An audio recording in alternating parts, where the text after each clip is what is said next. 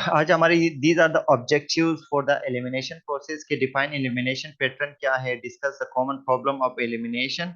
हम वैसे इनाटमी में पढ़ेंगे कि इनाटमी में हम नहीं पढ़ेंगे, सॉरी, क्योंकि ये मिड टर्म का था। Identify nursing intervention for common problems of faecal elimination, कि वो कौन से फीकल एलिमिनेशन के लिए वो कौन से इंटरवेंशन है, कॉमन प्रॉब्लम के लिए वो कौन से इंटरवेंशन है वो लिखने हैं। Discuss the common problem urinary elimination से रिलेटेड क्या क्या प्रॉब्लम हो सकते हैं, रिटेंशन वगैरह, ये क्या क्या वो प्रॉब्लम है वो बताना है। Identify nursing intervention for common urinary problem के लिए कौन कौन से क्या क्या नर्सिंग इंटरवेंशन करते हैं, हम वो करते हैं। और वो क्या फैक्टर्स है जिसकी वजह से आपकी यूरिनरी फंक्शन जो है वो अल्टर हो जाता है, और इसकी नर्सिंग प्रोसेस क्या है जब एलिमिनेशन पैटर्न जो है वो अल्टर हो जाए, खराबी आ जाए इसकी। एलिमिनेशन पैटर्न क्या है? Elimination patterns are essential to maintain health. Elimination pattern को यानी आउटपुट को बरकरार रखने के लिए ये एसेंशियल है, लाजिम है सेहत को बरकरार रखने के लिए। The urinary and gastrointestinal system together, हमारे यूरिनरी सिस्टम जो है और गैस्ट्रोइंटेस्टाइनल सिस्टम दोनों एक साथ काम करते हैं। Provide the elimination of the body waste, इसका काम क्या है? एलिमिनेशन, बॉडी का जो वेस्ट है इसको, वेस्ट को प्रोवाइड करके बाहर निकालने की कोशिश करते हैं। इस प्रोसेस को हम एलिमिनेशन कहते हैं, या वेस्ट प्रोडक्ट को वेस्ट प्रोडक्ट बनाते हैं। इस ये प्रोडक्ट आउट हो जाते हैं और या अलग तलग हो जाते हैं। तो एलिमिनेट का मतलब अलग तलग करना। द यूरिनरी सिस्टम फिल्टर और excrete urine from the body, urinary system क्या करता है? फिल्टर करता है या एक्सक्रीट करता है यूरिन को, जो हमारे पास टॉक्सिक मटेरियल होता है जो जिस्म से निकालने की कोशिश करता है। देयर बाय मेंटेन फ्लूइड, इसी वजह से ये फ्लूइड को और इलेक्ट्रोलाइट को मेंटेन रखता है। इसके अलावा एसिड बेस को बैलेंस रखता है। सही, एसिड और बेस दोनों को एक रिडोस रिएक्शन कहते हैं ना। बफर सिस्टम है एसिड बेस को बैलेंस रखना, ना बढ़ने देता है ना कम देता। तो हर एक जगह के सेल की जो एसिड्स और बेस बैलेंस रखने की खास वैल्यूज होती हैं उसको बरकरार रखने की कोशिश करते हैं, यानी एक फेवरेबल बैलेंस प्रोवाइड करता है for the survivability of the cells और टिश्यूज और ऑर्गन। नॉर्मल बॉल फंक्शन जो है हमारे पास provides for the regular elimination of solid waste. देखो, जो नॉर्मल बॉल बाउल फंक्शन जो है वो रेगुलर एलिमिनेशन ऑफ सॉलिड, यानी सॉलिड वेस्ट जो है वो गैस्ट्रोइंटेस्टाइनल करते हैं in the form of stool. While the urinary system जो है वो जो आपके वाटर टाइप्स ऑफ या फ्लूइड के फॉर्म में जो टॉक्सिक मटेरियल है वो यूरिन के फॉर्म में आउट करते हैं, लेकिन सॉलिड फॉर्म में जो होते हैं वो आपके गैस्ट्रोइंटेस्टाइनल इसके लिए जिम्मेदार होते हैं। लेकिन जो फ्लूइड फॉर्म में होते हैं इसके लिए कौन जिम्मेदार है? वो आपका यूरिनरी सिस्टम, जो किडनी वगैरह नेफ्रॉन है इसमें जिम्मेदार होते हैं। इसके अलावा यूरिटर्स क्या है? What are ureters? Ureter attach to each kidney, हमने जैसे यूनाट में पढ़ा था कि यूरिटर्स क्या है, किडनी से निकले होते हैं, एक पाइप है हर किडनी से पेल्विस से गुजर के, और इसका काम क्या है? Carries urinary waste into the bladder. ये क्या करता है? यानी किडनी से निकल के कहाँ तक लेके जाता है? ब्लैडर तक पेशाब को लेके जाता है, और वहां तक कुछ शॉर्ट टाइम के लिए क्या हो जाता है? स्टोर हो जाता है। क्योंकि अगर हर वक्त इस तरह होगा, बस मुसलसल, तो वॉशरूम में कोई बंदा तो नहीं बैठ सकता है। लेकिन इन द फॉर्म ऑफ इसके कुछ खास लिमिटेशन है, अगर वहां तक पहुंच जाए तो बंदा जो है अर्ज फील करता है। तो दूसरा क्या है? ब्लैडर क्या? रिजर्वायर फॉर यूरिन, एक स्टोरेज फॉर्म है forward for the urine form, for the urine. इसके अलावा हमारे पास क्या है? यूरिथ्रा क्या है? Urethra is the end product है, एंड वे है। यूरिथ्रा, यूरिथ्रा क्या करता है? Urine travel from bladder through the urethra, urine जो है ब्लैडर से यूरिथ्रा के जरिए और passes to the outside of the body through the urethral meatus. ये क्या करता है? यूरिथ्रल मेचस के जरिए, सही है, यूरिथ्रा से होके यूरिन को निकालता है। एक्ट ऑफ यूरिनेशन क्या है? What is act of urination? Urination, मैक्चुरेशन और वाइडिंग जो है, तीनों तीनों टर्म जो है वो क्या है? For expelling urine from the urinary bladder. तीनों का तीनों टर्म जो है इसका मीनिंग क्या है? Expelling urine from the urinary bladder, यानी यूरिनरी ब्लैडर से यूरिन के आउटपुट को या निकलने को हम यूरिनेशन कहते हैं, या मैक्चुरेशन कहते हैं, या वाइडिंग कहते हैं। लेकिन हॉस्पिटल में ज्यादातर हम मैक्चुरेशन नहीं कहते, हम हॉस्पिटल में बोलते हैं कि पेशेंट ने वाइड किया या नहीं, तो आप क्या बोलेंगे, वो क्रिकेट वाला वाइड है। यूरिनेशन भी कह सकते हो, लेकिन ज्यादातर जो मेजोरिटी एडवांस इंटरनेशनल पॉइंट पे हम वाइट कहते हैं, पेशेंट ने वाइट किया या नहीं। हम इधर उधर तो हैरान तो नहीं कहते। वाइट का मतलब है urine. A person sense a desire to urinate, patient जो है महसूस करता है कि मैं यूरिन करूं। When the bladder contains only a small amount of urine, जब ब्लैडर में कितना कितना अमाउंट ऑफ यूरिन जमा हो जाए, 150 से 150 से लेकर 200 ml तक आ जाता है, तो पेशेंट को क्या करते हैं, जो एडल्ट पेशेंट इन लोग के जो स्टोरेज फॉर्म इतना है, फिर सिग्नल मिल जाता है किसको, आपके ब्रेन को, और ब्रेन कहता है कि जाओ यूरिन के लिए इन एन एडल्ट। और 50 से 100 ml तक चाइल्ड में ये कैपेसिटी होती है, क्योंकि बच्चों का जो कैपेसिटी ऑफ द ब्लैडर वो छोटा होता है, एडल्ट का बड़ा होता है, तो इसलिए छोटों को जल्दी अर्ज फील होता है, बड़ों को थोड़ा डिले होता है। फैक्टर इन्फ्लुएंसिंग यूरिन, वो कौन से फैक्टर हैं जिसकी वजह से आपकी यूरिन प्रोसेस जो है वो ज्यादा हो सकता है या कम हो सकता है। जैसे डिजीज कंडीशन, अगर आपको इन्फेक्शन हो जाए तो इन्फेक्शन की वजह से आपको पेशाब में जलन हो सकती है, इसमें आपको तकलीफ हो सकती है। सोशो कल्चरल फैक्टर में भी है। सोशल कल्चरल फैक्टर में ये है, कौन बता सकते हैं कि सोशल सोशल कल्चरल फैक्टर में कुछ ऐसे होते हैं। सोशो कल्चरल फैक्टर, एक होता है psychological factor. Socio cultural factor में हमारे पास मल्टीपल फैक्टर है। पहले साइकोलॉजिकल फैक्टर में बता रहा हूँ कि what are psychological factor. Psychological factor ये कि आप स्ट्रेस में हो या परेशान हो। सही है, स्ट्रेस में हो, स्ट्रेस में हो या परेशान हो, तो इसकी वजह से आपका यूरिनेशन प्रोसेस जो है वो क्या कर सकते हैं, वो बढ़ा सकते हैं। सोशो कल्चर का ये है कि आपको सोशल तौर पे आपको अपने खानदान की तरफ से कोई परेशानी हो या इर्द गिर्द की तरफ से परेशानी हो, तो आपके वाइडिंग बिहेवियर पे क्या कर सकते हैं, अल्टर करा सकते हैं। बाद लोग जो है बहुत शर्माते हैं, अगर आप इसका मजाक उड़ाते हो तो इसका क्या है, वो यूरिन नहीं पास करेगा, तो इसके यूरिनेशन प्रोसेस को क्या हो सकते हैं, अल्टर हो सकते हैं। तो वाइडिंग बिहेवियर को अल्टर करा सकते हैं सोशो कल्चर फैक्टर्स। सही है। इसके अलावा जिसमें रिलीजियस बिलीफ और ऑक्यूपेशनल कंडीशन भी है, जो आपके सोशो कल्चर फैक्टर जो है आपकी यूरिन कंडीशन पे क्या कर सकते हैं, बैड इफेक्ट करा सकते हैं। सही है। या इसके अलावा आपके सोशल साइकोलॉजिकल फैक्टर जो है आपके यूरिनरी ब्लैडर के मसल टोन्स को भी क्या कर सकते हैं, या बढ़ा सकते हैं या कम कर सकते हैं। बाद लोग जब परेशान होते हैं तो बार बार यूरिनेशन करते हैं। तो this is the socio cultural factor और साइकोलॉजिकल फैक्टर, दोनों दोनों इंटर रिलेट है।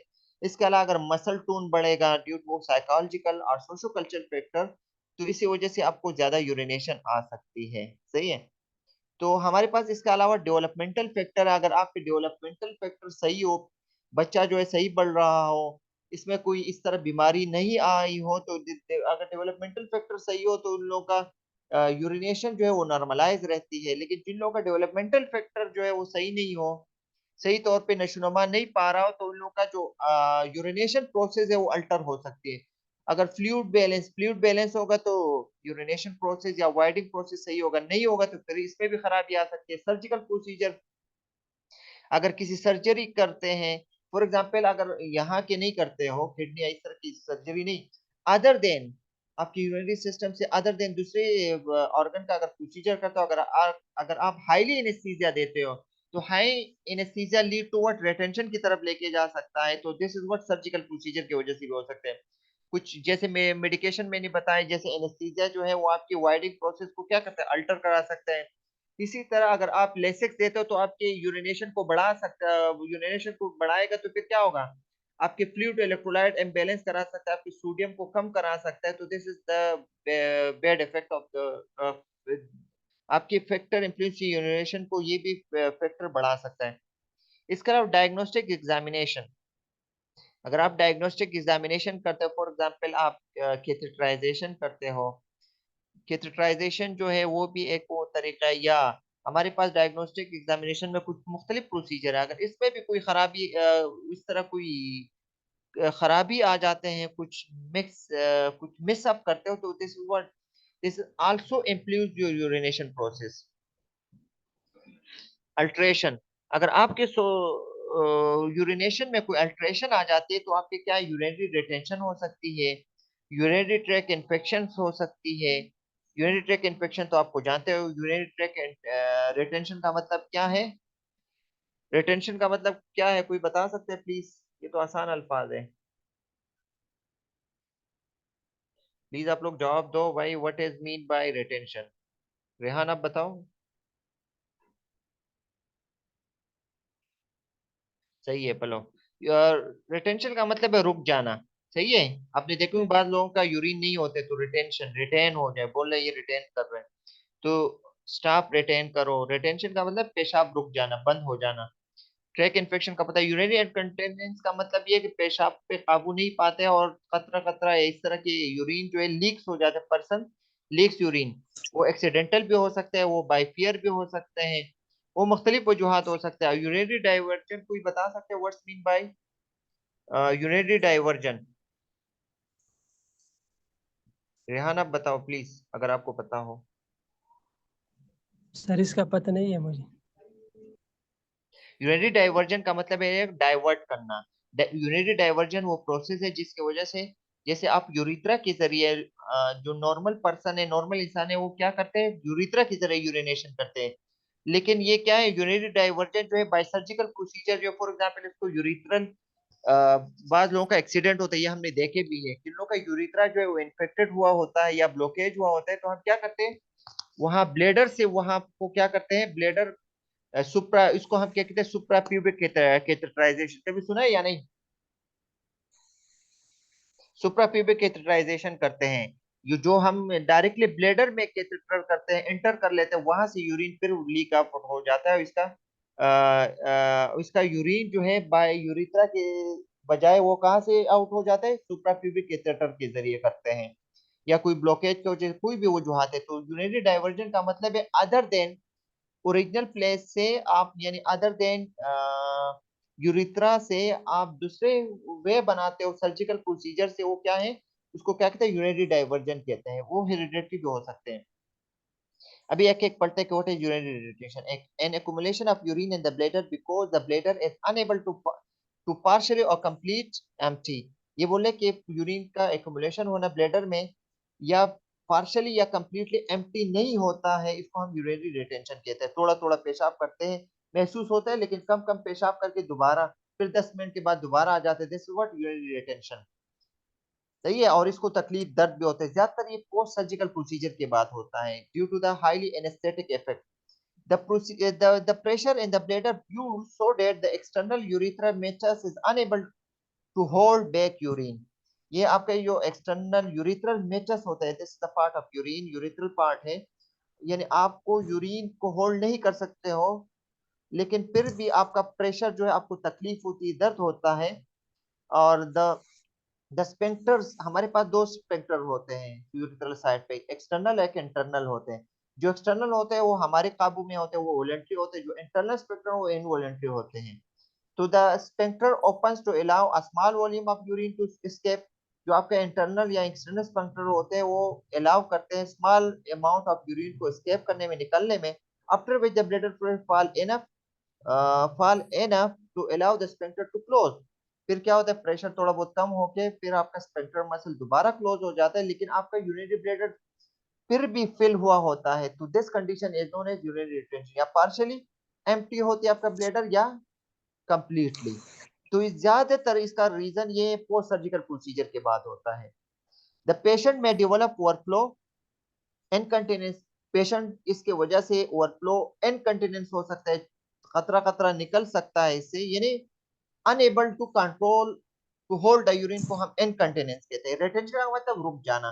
तो ये रिटेंशन जो है इनकंटिनेंस की तरफ भी लेके जा सकता है। मींस पेशेंट में wide small amount of urine 2 or 3 times an hour with no relief of distension or discomfort। यानी आपका डिस्टेंशन से, डिस्टेंशन का मतलब है बरा बरा हुआ, और डिस्कम्फर्ट से आपको आजादी नहीं मिलती है, लेकिन थोड़ा बहुत पेशाब होता है फिर रुकता है, आपको दर्द होता है। तो this condition urinary retention. Causes क्या है देखो, मोस्ट कॉमन जो मेल में प्रोस्टेट हाइपरप्लेजिया की वजह से हो सकता है, फीकल एम्पिकेशन की वजह से हो सकता है, प्रेगनेंसी थर्ड ट्राइमेस्टर के बाद प्रेगनेंसी, क्योंकि एक प्रेगनेंसी जो है वो जो फिटस होता है, इसके जब ब्लेडर पे प्रेशर होता है तो इसकी वजह से भी थोड़ा बहुत यानी आप ब्लेडर को पूरा फिल नहीं कर पाते, थोड़ा सा पेशाब जमा हो जाते हैं तो आपको बार बार यूरिन आ जाए, थर्ड ट्राइमेस्टर में इसका कंडीशन हो सकती है। और इसके अलावा और क्या हो सकता है बताओ? कोई भी नहीं बता रहे। इसके अलावा यूरिथ्रस स्ट्रेचर और एडिमा आफ्टर चाइल्ड बर्थ, ये बोले कि यूरिथ्रस स्ट्रेचर या एडिमा हो, वहां पर यूरिथ्रा में कोई सूजन वगैरह हो चाइल्ड बर्थ के बाद या सर्जरी के बाद या डायग्नोस्टिक एग्जामिनेशन के बाद, इसकी वजह से भी हो सकता है। और ये जो लिखा है फीकल इम्प्लिकेशन, फीकल का मतलब है स्टूल है, फीकल इम्प्लिकेशन जो है हमारे पास क्या है, ये सीवियर कंस्टिपेशन के बाद होता है। यानी आपका यूरिन, आपका जो स्टूल होता है वो एनस में इतना हार्डली सोलिड होता है कि वो निकल नहीं पाता है, तो ड्यू टू दिस कोज की वजह से भी क्या होता है, आपको रिटेंशन होती है। तो सही है, पीसीस वगैरह जो है वो कोलोन में फंस जाते हैं और हाईली प्रेशर की नीड होती है, इस प्रेशर की वजह से भी आपको रिटेंशन, वहां पर प्रेशर आ जाता है यूरिथ्रा पे। स्पाइनल कोर्ड और पेरिनियल नर्व ट्रॉमा की वजह से भी हो सकता है। सही, इसके बाद जो है पेशेंट और person is unable to hold the urine. Emotional anxiety जैसे alter ability to relax sphincter muscle, अपने स्फिंक्टर मसल को रिलैक्स नहीं कर पाते हैं। सही है, जिसकी वजह से आपको रिटेंशन होगी, कंस्ट्रक्शन की वजह से फिर क्या होगा, यूरिन नहीं होगा। मेडिकेशन जैसे एनेस्थेटिक और ओपाइड जो है वो आपके ब्लैडर के सेंसेशन को डल कर लेते हैं, सेंसेशन नहीं होती और आपको यूरिन नहीं आता है, लेकिन हकीकत में वो जमा हुआ होता है, लेकिन जो दिमाग तक वो सिग्नल नहीं पहुंच पाता है, जिसकी वजह से you do not feel any अर्ज। तो इसलिए हम पोस्ट सर्जिकल प्रोसीजर के बाद बार बार पेशेंट से पूछते हैं कि आपको यूरिन तो नहीं हो, फील नहीं हो रहा, अगर नहीं होते तो हम बार बार इसको अच्छी तरह पानी वगैरह पिला देते हैं। यूरिनरी ट्रैक इन्फेक्शन जो है माइक्रो ऑर्गेनिज्म जो आपकी यूरिथ्रा में आ जाते हैं, बैक्टीरिया वगैरह, result in the bacteria speed causing inflammation हो जाती है, most commonly associated with and dwelling urinary catheter use की वजह से भी हो सकता है, एसेप्टिक टेक्निक ना यूज करने की वजह से भी हो सकता है। सही है।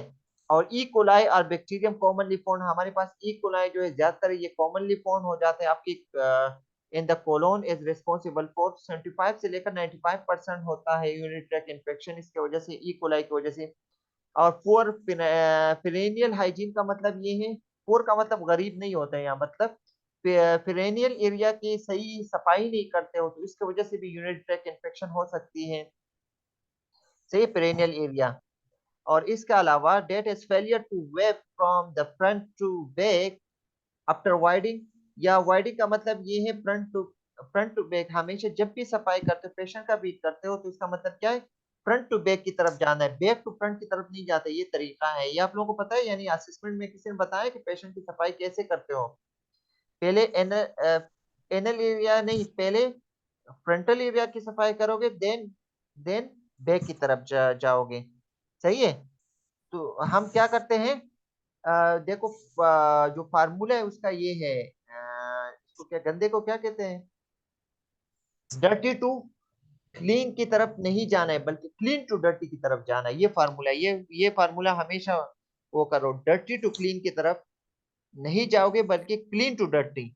तो as compare to the back side वहां पर डर्टी ज्यादा होती है as compare to the frontal, therefore while while while we are doing the perennial hygienic hygiene, जब भी हम हाइजीन करते हैं, वेप वगैरह यूज करते हैं, सफाई करते हैं, तो सबसे पहले हम क्या करते हैं, यानी क्या करते हैं, क्लीन टू डर्टी की तरफ जाएंगे, यानी फ्रंट टू बैक जाएंगे। तो ये बोले to wipe from front to back after voiding और डिफिकेटिंग, डिफिकेटिंग का मतलब स्टूल वगैरह जब पास हो जाती है, is common cause of urinary track development in women, ज्यादातर यूरिनरी ट्रैक इन्फेक्शन हो जाती है किसमें, वुमन को हो जाती है, अगर हम क्लीन टू डर्टी के फार्मूले को अगर जब हम अप्लाई नहीं करते हैं। सही है। कॉजेज क्या है, किंक, जैसे यूरिनरी ट्रैक इन्फेक्शन के कॉजेज क्या होगा, किंक या ब्लॉक, यूरिथ्रल कैथेटर ब्लॉक होने की वजह से भी हो सकता है, यूरिनरी रिटेंशन की वजह से भी हो सकता है, या यूरिनरी ट्रैक ऑब्स्ट्रक्शन की वजह से भी हो सकता है, पुअर पेरिनियल हाइजीन और एंग्रीडेंट एंड बबल बाथ, या इम्प्रॉपर हैंडल डायग्नोस्टिक इंस्ट्रूमेंट जो भी हम यूज करते हैं उसका हैंडलिंग सही नहीं करते हैं, या स्टेरलाइज वगैरह इक्विपमेंट को सही स्टेरलाइज सही साफ नहीं होते, तो इसकी वजह से भी यूरिन ट्रैक इन्फेक्शन हो सकती है। अभी तीसरा जो हमारे पास नेक्स्ट टॉपिक है वो क्या, यूरिनरी इनकंटिनेंस है। टेम्परेरी और permanent loss of control over voiding. ये बोले कि हम टेम्परेरी या परमानेंट लूज, यानी हम कंट्रोल ओवर वाइडिंग यानी पेशाब पे कंट्रोल नहीं कर पा सकते, इस कंडीशन को हम यूरिनरी इनकंटिनेंस कह सकते हैं, या कतरे कतरे बह जाते हैं, सही है, इस पे हम कंट्रोल नहीं कर सकते, इस कंडीशन को हम यूरिनरी इनकंटिनेंस कह सकते हैं। इनकंटिनेंस इन्वॉल्व्स इनकम्पिटेंट और वीकेंड स्फिंक्टर मसल, ये किसकी वजह से हो सकते हैं, वीकेंड स्फिंक्टर मसल की वजह से हो सकता है, या लूज ऑफ कंट्रोल ऑफ वाइडिंग की वजह से भी यूरिनरी इनकंटिनेंस हो सकती है। ज्यादातर ये ओल्ड एज में होते हैं, क्योंकि और बच्चों में भी ये होते हैं कि वो लोग अपने पेशाब को होल्ड नहीं कर पाते हैं, इस कंडीशन को हम एन्यूरेसिस कहते हैं, जो आप लोगों ने कल पढ़ा था। तो यूरिनरी इनकंटिनेंस की ज्यादातर बच्चे और ओल्ड एज में ज्यादातर होते हैं, क्योंकि लोग स्पेक्ट्रम मसल वो डेवलप नहीं होते हैं। कॉजेज क्या है, मल्टीपल चाइल्ड बर्थ, जो वमेन में कॉजेज जो है मल्टीपल चाइल्ड बर्थ होगा तो इन लोगों के जो स्पेक्टर मसल होते हैं वो वीक पड़ जाते हैं, तो इन लोगों में स्पेक्टर मसल क्या हो जाते हैं, स्पेक्टर मसल कमजोर हो जाते हैं।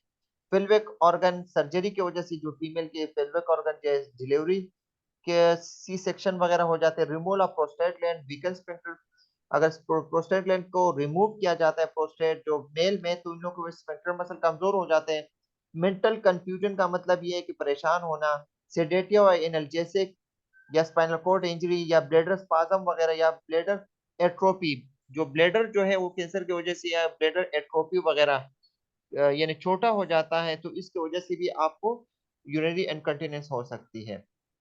Types of urinary incontinence, urinary incontinence जो है वो टोटल भी है, फंक्शनल भी है, स्ट्रेस भी है, अर्ज और रिफ्लेक्स भी है। These are the special some types of what urinary incontinence है।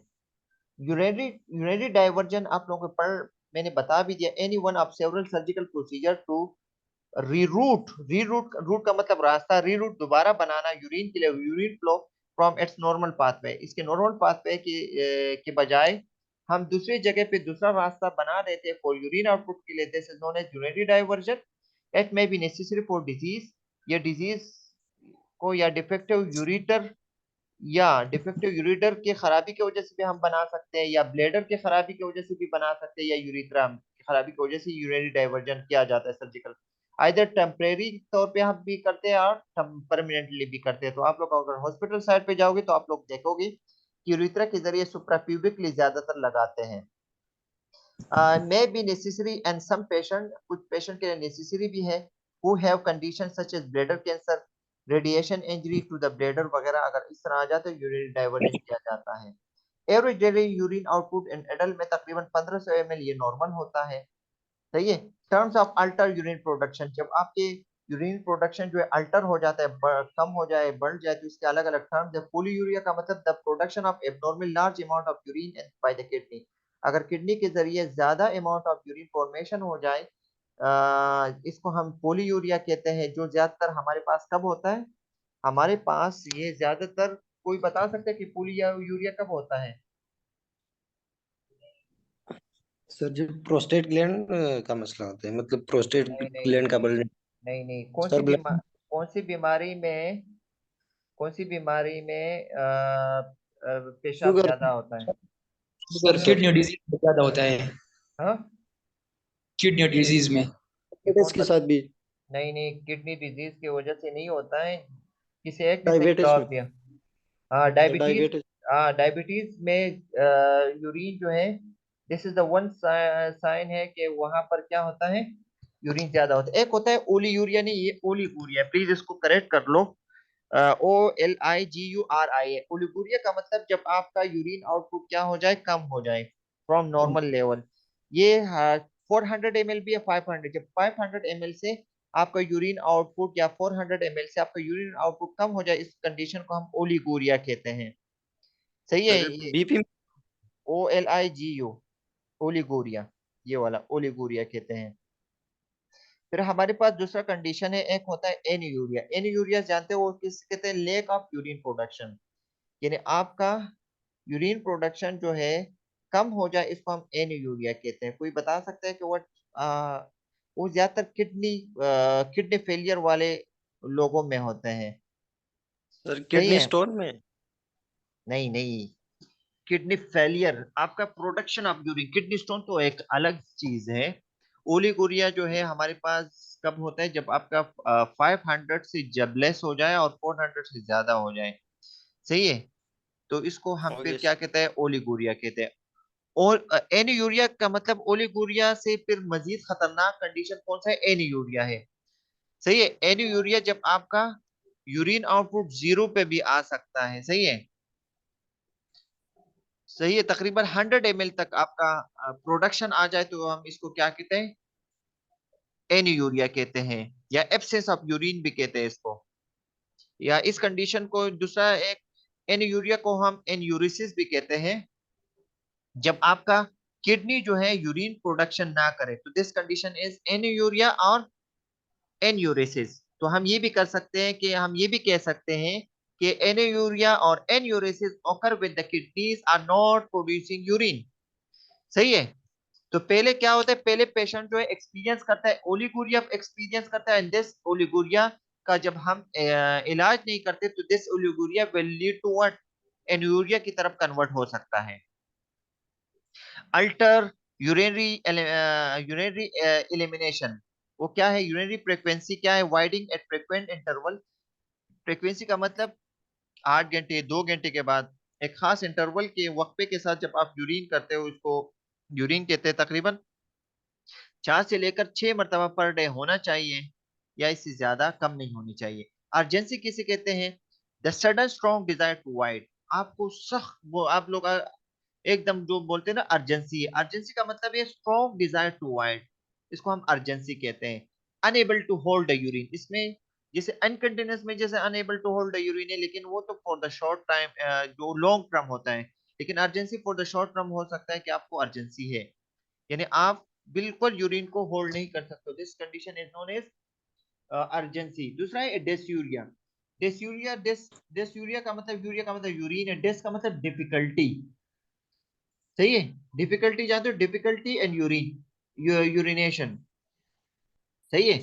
जब आपको पेनफुल और डिफिकल्ट वाइडिंग होती है या डिफिकल्ट यूरिनेशन होती है, इसको हम क्या कहते हैं, इसको हम इसको हम डेस्यूरिया कहते हैं। लेकिन अर्जेंसी किसे कहते हैं, urgency is the over active bladder है।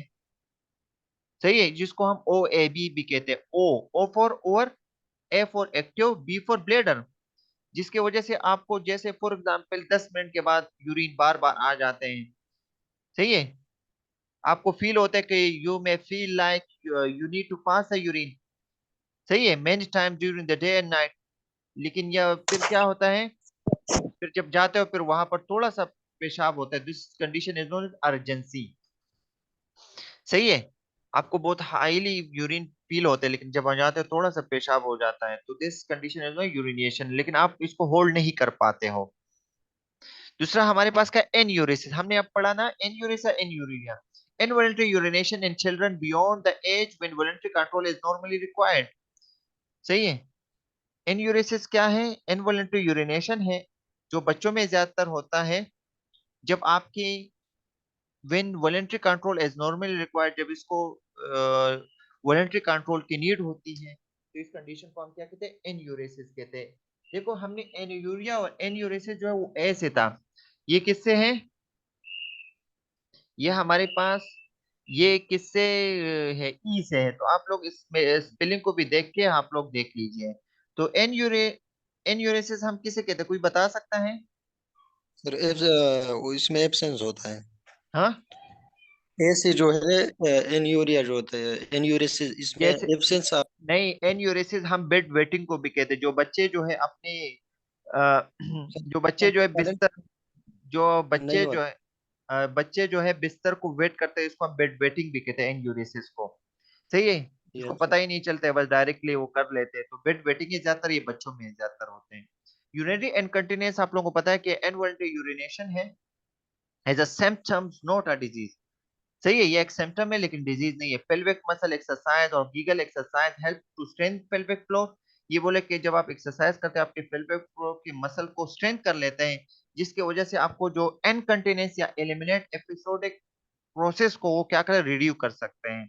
आपने पढ़ा कि यूरिनरी इनकंटिनेंस ज्यादातर मल्टीपल डिलीवरी या ओल्ड एजेस में ज्यादातर ये कंडीशन होते हैं। यूरिनरी रिटेंशन जो है, emptying of the bladder is impaired, urine accumulates and the bladder becomes over distended. Over distended का मतलब है बहुत ज्यादा बढ़ जाता है इस यूरिन की वजह से। ज्यादातर ये पोस्ट ऑपरेशन के बाद होता है। सही है। कब होता है आपके पोस्ट ऑपरेशन के बाद क्या हो जाता है?